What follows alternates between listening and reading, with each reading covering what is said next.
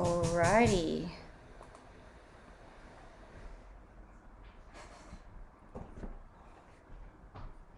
We are live on Facebook. Allow me to share onto different platforms as well. Bear with me.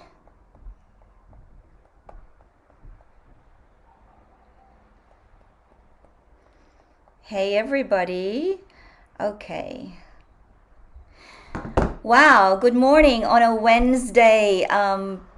First week of July. Hello, everyone. Welcome again to a live episode of Women Unleashed. You are on the platform Grace Harris, author and transformational coach, and other platforms as well. Welcome. If this is your first time to watch Women Unleashed, I would love to say hello. We talk about intergenerational transformation here. And what I do is I gather powerful women from all around the globe, authors, speakers, coaches, healers, multi-passionate entrepreneurs, moms, aunties, grandmas. What we do here is we talk about the stories in our lives that had led us to create a transformation. And what we do in the end is we share the frameworks, we share the lessons that we've learned, because we want to give you powerful tools and steps that you can take with you in life and in business, so you can proceed with your dreams and with your goals, not just in this lifetime, but in the lifetimes to come. So welcome. And for those who have been following this series, I love you and I really honor you for being here. If you know anyone who can benefit from these conversations, please share it around. For those who are watching live, hashtag live or hashtag replay if you're watching later on. Today, I am in such good company. She is a woman who is so inspiring. I've been friends with her for a while on social media, as we do, but I've met her for the first time a couple of weeks ago at a party for the second birthday of a baby, the Corporate Escapists magazine, which Christine herself had given birth to at a time when, when these kinds of platforms, media platforms, were thought to be something that is going out of fashion. But as we celebrated the second year, it was an amazing event. And so I couldn't help myself. I just had to run over to Christine and say, hey, come to Women Unleashed. I want you to have a conversation with me. And she was like, I would love to, lady. So here we are. Without further ado, I want to introduce Christine is an author, a speaker. She also has a new book coming up later in 2022, An Empowered Life. Miss Christine Ines, welcome to Women Unleashed. How are you, my love? Oh, thank you so much. Beautiful. It's really funny when people introduce you. I'm like, I want to meet that person. I'm like, oh my God, it's me. So thank you so much for such a very gracious introduction. So grateful. It is my honor. It is my pleasure. It is my privilege. Now, I know, the magazine and the podcast, your podcast, they're called the same thing, the Corporate Escapists. Now, when you look at these words, it feels like we're talking to people who are currently in corporate. But when you hear Christine's story, it's really about the transition phase wherever you are. Christine, I would love to hear what were the things, the events, the catalysts that led you to create such powerful transformation in your life. Well, it all started in 2015. So I was diagnosed with two life-changing illnesses, one of them being adult asthma. And that was sort of the turning point. So then I realized that I was also in a very toxic, unfixable marriage. And then I also had to file for bankruptcy. So my whole world completely, I guess I just sort of fall flat. Like I hit complete rock bottom.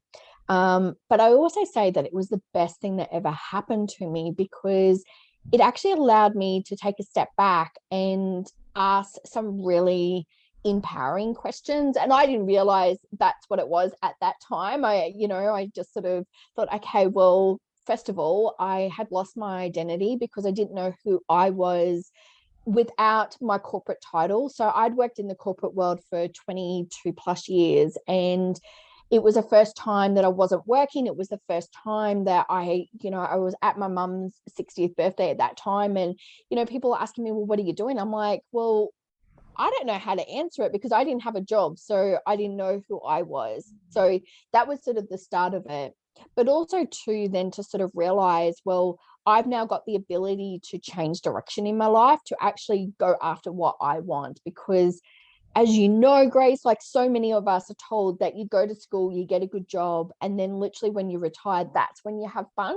So I was at this point in time in my life going, well, I didn't know how much time I had left in my life because I was very unwell at that stage.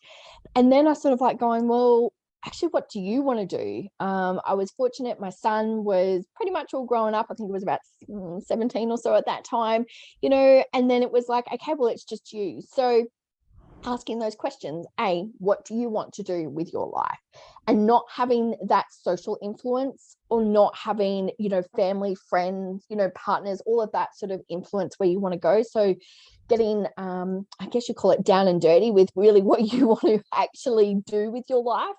And it was very vulnerable too, because I'd always done corporate. And then it was sort of like going, well, reassess, like, who do you want to be surrounded by? Where do you want to live? Like all those different questions. So that really was the catalyst. And then I went on a huge, massive healing journey. And then 3 years ago, part of my healing journey actually was sharing my story. And now it's turned into a global business. So here we are 3 years later. Oh, powerful, amazing, amazing. I love that. For those of you ladies who are, oh, I have some students watching this as because I teach heart activated speaking. Stories. It does get you connected. But there's a couple of things there that almost made me cry, Christine, when you said, okay, 22 years in corporate, and then the rug was pulled literally from underneath me and my whole life. And then you were like, well, I don't know who I am because I don't have a job. It's like for so long, our identity gets stuck to that conditioning that, okay, go to school, get a degree, get this job, pay bills and all this, retire, and then maybe you can think about how to live your life. That was like an old, it's a valid, life model, but it's a very old and ancient and obsolete life model. And it worked before, but now we're living in completely different times. And we ask, like you said, oh my God, the down and dirty questions. That was like, because I had a near death experience whilst just before the end of my corporate career. And very, very similar, what do I want to do? And it's a vulnerable question. Like, without having to swear around here, like it was that Yeah. OMG moment. Um, so, and then the healing, and then having to, the next level healing is having to share that story, which really then elevates you and shows you to the world how powerful connection is. So, I just want to honor you and all the women who have been through Women Unleashed and done this thing. But with you, Christine, there is such a powerful message there when you talk about leaving, or it's like rising from above the herd, and knowing that you can do it without really like, oh my God, I don't really know how to do it. That's a perfect place, isn't it? So tell me about this healing phase, the transition phase, the phase where you had to let go of thinking about what your friends were going to say, what your family is going to say. Tell me about this phase in your life. Well, the healing journey, when I really started to dive into it, first of all, I had to take control, because the problem is that we sit in what I call the victim mentality. It's the poor me, the why me. And everybody does it. We're not immune. No matter how much healing, how much inner work you do, we all have those moments. So what I need to do is actually own it. And this is what I love, is the fact that when you own it, you take back control. Because if you can't stand in front of the mirror and be really honest with yourself, then you can't have the ability to take back control. So that's what I did. I had to own it. I had to go, okay, well, I made some terrible choices.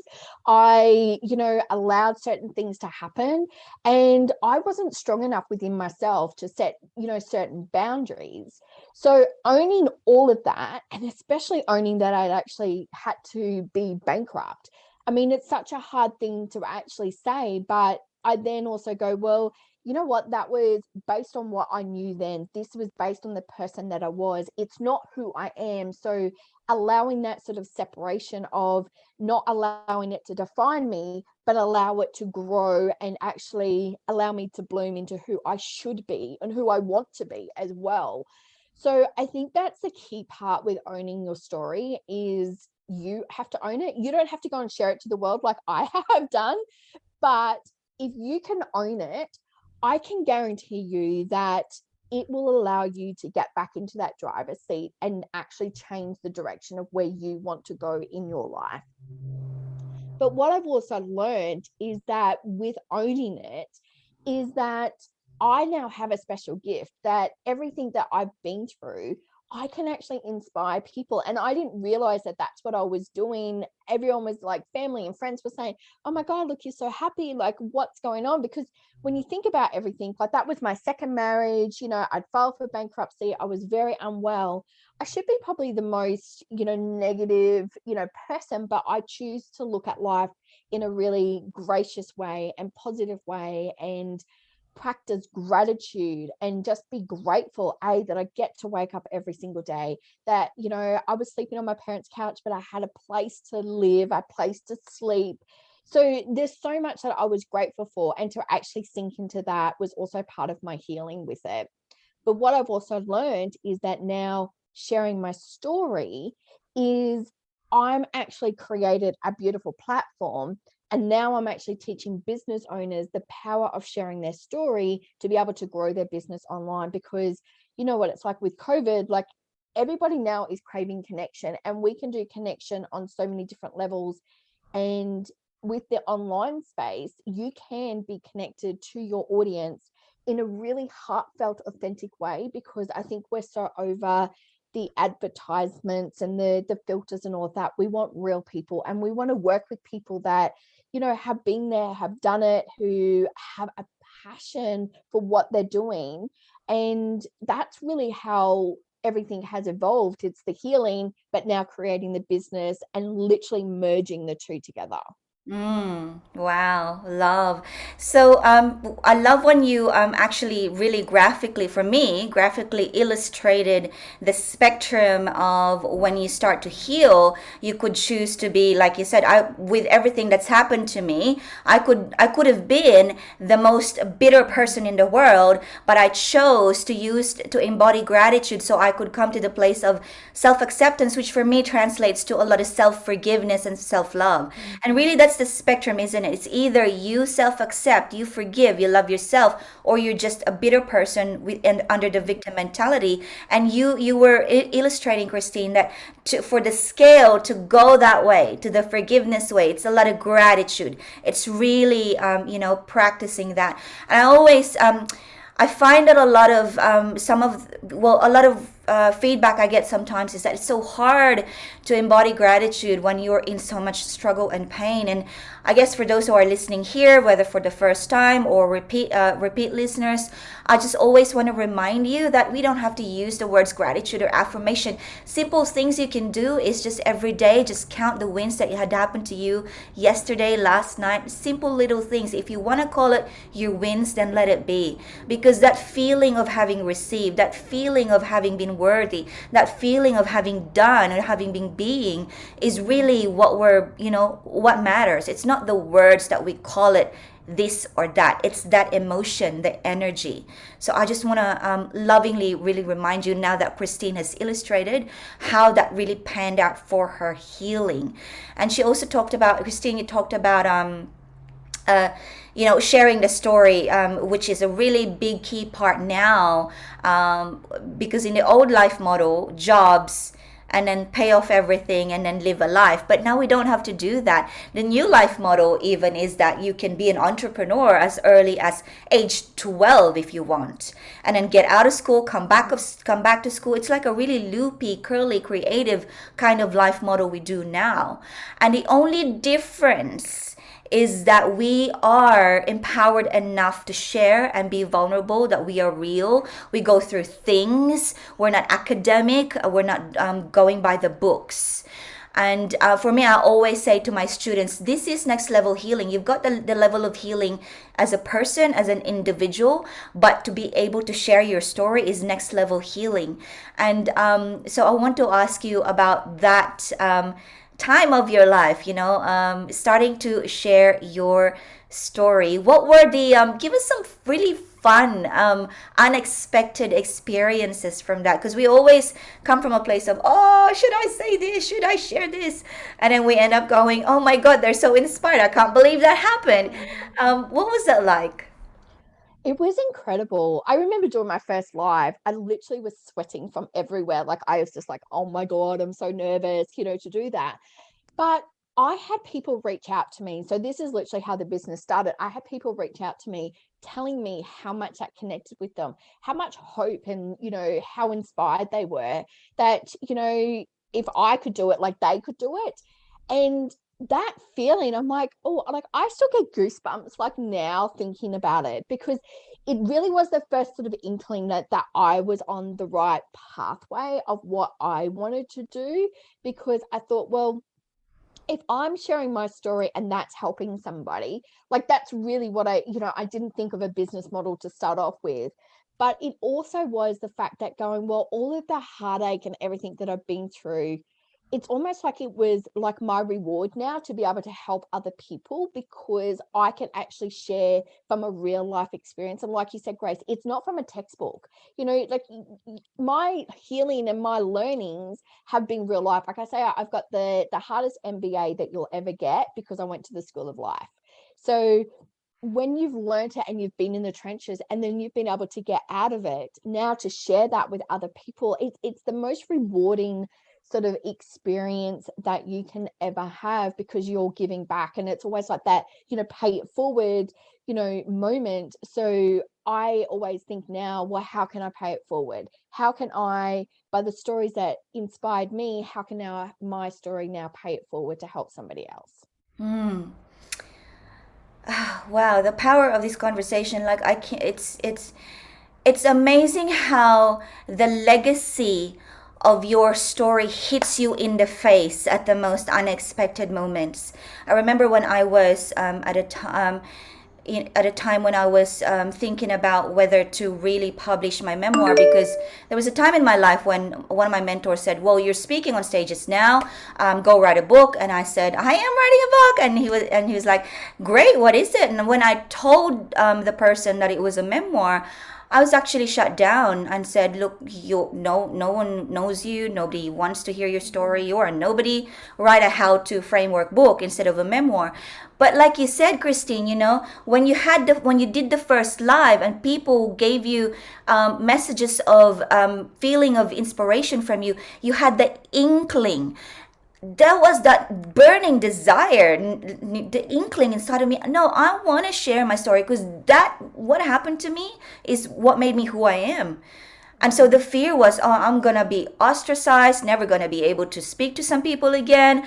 But when it came out, it really, the legacy of what I've done really hit me, actually shocked me, to be very honest here. It's and for those who are thinking, because one of the things that we ask ourselves here, for ladies and gentlemen watching this, is what is my life purpose? Where is my purpose? How can I, achieve or connect to my purpose? We think about it as this one big thing, like the sun, and unreachable. It's really something that's already inside of you. Mm. And cannot recommend enough what Christine is saying here is, where if it makes you feel full, if it gives you a feeling that you have made a difference to one person today, and maybe tomorrow another one, or one person this week, sink into how that feels, because chances are it's going to make you feel like you're making a difference, and that's what it's about, isn't it? So yeah, thank you for sharing that, and tell us about the Corporate Escapists podcast and magazine. Yeah. So what started with a interview series just on Facebook. I started after like a couple. I thought, okay, no, there's something here. There's something more. And like you said, I used the word legacy. Like I actually really want this to be a legacy to show people how to find and follow their passion. It's not just about leaving your job. It's about doing what you're passionate about and following your heart. So I started a web TV show on YouTube, and then I thought, oh no, there's something more. We need to do more. And then I turned that into a podcast, and we're now on 9 different platforms, including Apple, Spotify, and Google, all around the world. And then in 2020, I did a meditation, and I saw magazine covers, and I thought, how funny is that? Like, as if you're going to be on the front cover of a magazine. There's no way. And then I was really guided that the power of stories, and that's just what literally kept coming up. Like, it's the power of stories, you need to know. And then I connected back to my old corporate days, and as human beings, we all learn in different ways. So some people are kinesthetic, like they, like the touch and a feel, like, we read or we watch, or, all that sort of stuff, and how we learn. So I thought, okay, this is why I need to create a magazine, because for those who like to read, that's another way for them to actually absorb the inspiration that we were coming up with. So we launched in June 2020, the first magazine, and it automatically hit the US straight away. And now I can say that we are on a global platform, where we've got obviously an audience here in Australia, the US, Canada, the UK, New Zealand, and we've just partnered with Press Reader. So we've got a global audience of over 30 million people now. Woohoo! Amazing. I Yeah. love that. So I want to just for a tiny little bit here, spend some time on the title itself, The Corporate Escapist, because between you and me, we have this strong resonation as to the fear at the time of leaving the corporate. Mm. And I'm going to be very honest here. Some of my friends are going to be watching this. And so, one of the things that was running through my mind is I had a very, very, very stable corporate job. It was one of those things when it was offered to me a long, long time ago. Part of my contract was I had unlimited sick leave.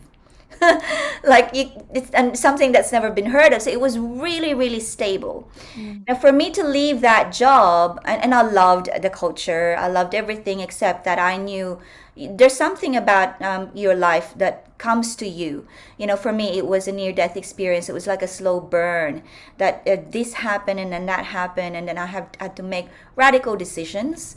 And one of the radical decisions is to let go of something that had allowed me to grow, allowed me to come out of my shell, allowed me to feel loved and safe, which was my corporate career. But so one of the fear was like, I am crazy for doing this. And so that would have been many of the fears of others who are listening to this. How do you go about different types of fears? Like Christine, you said, I don't know who I am because I don't have a job. Like that fear of I don't have an identity. How did what are the insights that you can share with those listening to us to help themselves? Well, first of all, I think the biggest thing is that if you actually can acknowledge that you've got the fear, like, you are miles ahead of everybody else, because it's that knowing with it, and then you can, I guess, work it out. Like, I do a lot, like, I'll, have conversations with myself, and I know it sounds a little bit, like, oh my God, this girl's a little bit crazy. But the fact is that fear really is because it's the unknown. What are we actually doing? So I had a not so gracious exit. So I had no plan. I literally was told by the doctors, you have to stop work. So I had no choice. But for someone who's sitting there now and they're like going, okay, either I've been forced because either say made redundant, it could be from illness similar to me, or the fact that you are thinking that you want to start your own business. There is so much that you can do to prep yourself for it. And the best thing is that I would say take yourself out on a date, get to know who you are without knowing. So if you can open up a conversation and just say, hi, like, I'm Christine, how are you? I'm really passionate about helping people. I don't have to say a job title. Like, find out who you are without your job title. And a lot of the times we've got to get to know a younger self, because that would be our true reflection of who we are. So go and explore things that make you happy, to get to know who you are. And then the other thing is that actually write down all of your fears and insecurities. So what is the worst thing that you think is going to happen? A, you're not going to have money. B, it's probably going to be the fact is that who's going to want to buy from me? Well, actually sit down and then you can work out. And I always, like, I've come from project management, sort of, you work backwards. So this is the worst case scenario, but what are the things that you could do to prevent that? Like, if you think about sales, going, okay, well, what do you need to do to generate sales? Like, who do you need to talk to? How are you going to do your marketing? Like, what is your backup plan? There's so much that we can do, because the fears are just highlighting the very worst case scenario, but we can then work backwards from that to actually go, okay, well, this is the worst case, but I've got all of this in place now to, I guess, sort of help prevent that. And then if you go, okay, well, worst case scenario did happen, oh well, how are you going to feel? Well, at least if you gave it a go, like, if you can, do you know what I mean? Like, you just start to think about all of those different things and you just sort of work it out. Mm. And a lot of the fears, insecurities is going to be, oh, how are my family going to perceive me? How are my friends going to perceive me? And the fact is that if you are holding them at a higher level of value than what you're hiding yourself as, you still need to do a lot of work on yourself. Because for me now, is that the only person I need to check into is my own values, my own, my own mission statement that I have for me. And that's who I check into. And if people are uneasy with that, that could be potentially a trigger within themselves that's actually causing that. It's not you. You've got to remember that a lot of the times we get, those fears and insecurities is because we're triggered by somebody else, or that sometimes I would say a lot of the time is that when you're doing something and they're like going, oh, I can't believe you're doing it, why would you do that? It's because they're actually quite envious of you actually taking that pathway. So yeah, that would be my complete suggestion for everybody. Absolutely. I mean, like, people's judgments and opinions of you are absolutely their problem. Yeah. I mean, it's not something that you have the liberty to kind of like um embody in the beginning, because you have your own fears, but that is the truth of it. Like, if you think about it, when you finding yourself having these little opinions and judgment of other things and other people, when you check in, it's really your thing, it's not their thing. And so it's the same thing, vice versa. But I love it's the way you explain it, Christine. It's really great, because there's this I don't know, generalized cliche line that says face the fear and do it anyway.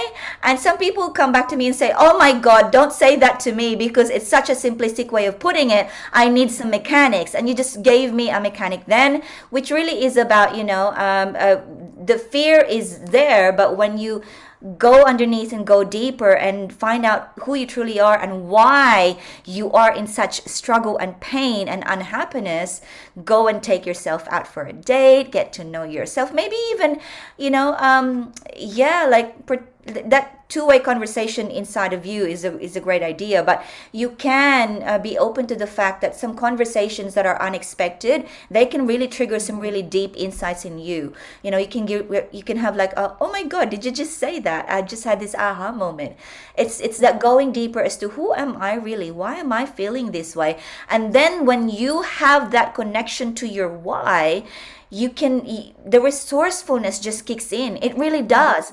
Like, doesn't matter, it's just, oh my God, I just know this. And then you just become resourceful. All of a sudden, you know how to solve the problem of how am I gonna feed myself and this and that. It's just the how just follows when the why is there. And so that really is the main job, isn't it? And so there you go, people. For those who are saying, don't tell me face the fear and do it anyway. We've just given you the mechanics. We love you, and we like to break things down for you.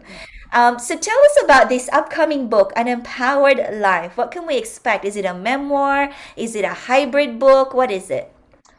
It is a co-authored book. So we launched our first co-authored book. So this is the next step for the Corporate Escapists. We became a publishing company, and we launched our first book, which is called An Inspired Life. And again, it's all about, the power of stories. And a lot of people who came into this, it was actually used part of their healing journey as well, because they wanted to put it out there. And then obviously for business owners to, take that next step in their business. So the empowered life is all about you following your passion. It's those who have dared to I guess, take that road less followed and really be empowered for themselves, and using that empowerment then to help other people as well. So it'll be relaunched early October, and we've got quite a few people who have already said yes, like to come on board, which is so exciting. And the best thing about it is that it's your book. You get your name on the front cover. We take you through the whole bestseller process, and then you own the rights to your book as well. And for me, writing is very therapeutic. So I will sit down and I will just, I journal write pretty much every day. But writing a book is that next thing, like you've experienced. It's coming from that sense of not about you, it's about how you can help somebody else. And when you think of it that way, it actually allows that boundary to sort of separate, because it's not about you anymore, it's about how you can help other people. So it's going to be a really, really powerful book. Mm. Yes, it's gonna be it's powerful as it is already. Like when you have women coming together or people coming together to share stories. I'm always, as a shamanic practitioner, I'm always visualizing, in a circle, like in the old days when we used to share stories with dance, with music, with rituals, Mm. empowering one another. And because we're global now, this is what we do. We connect and we read, we tell stories, we actually do connection through psychic abilities. Like we so undermine the power of connection through energies and emotions being felt because of the stories being shared. And so, for those who are listening today, I invite you to take care of you. After listening to this, take a drink of water, a cup of tea, go for a walk. If something that we said had given you a bit of an insight, maybe even triggered you a little bit, I want you to know that you are perfectly where you need to be right now, and really use that energy that has come to you as a measure for where am I at? What do I need to be, embodying next? Who do I connect to is a powerful question as well. We all need to be supported, because when we think, the biggest fallacy of life is that we are independent of one another, which really is, a myth, a fallacy. And so, ask the question: Who do I need to connect to and connect with? And there's so many of us. You can connect with me, connect with Christine. All of our social media links will be available in the comments below, also in our social media platforms. And so I just really want you to know that you are supported. All you have to do is open up to the reality that you are supported, you are loved. Christine, where do we connect with you, and how can we have more of you and listen to you and be inspired by you? Well, you can head over to our website, which is www.thecorporateescapist.com. And you can also check us out on, podcast, which is on Apple, Spotify, and Google. You can check us out on YouTube. We're on Facebook and Instagram. We're on LinkedIn.